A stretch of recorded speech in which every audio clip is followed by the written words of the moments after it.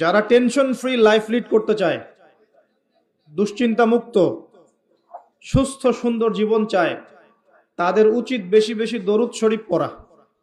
কি পড়া?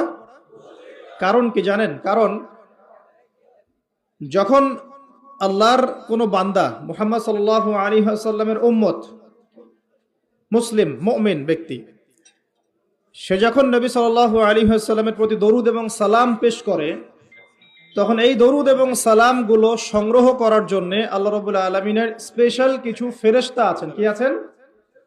ফেরেশতা আছেন।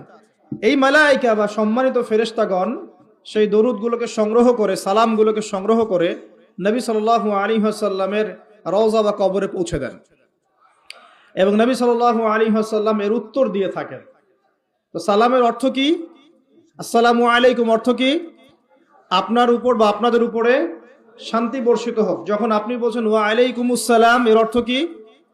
আপনার উপরেও শান্তি বর্ষিত হোক। তো নবী সাল্লাল্লাহু আলাইহি ওয়াসাল্লাম যখন কোনো ব্যক্তির সালামের জবাবে সালামের উত্তর দিবেন, তখন সেই ব্যক্তির জীবনে শান্তি আসবে না?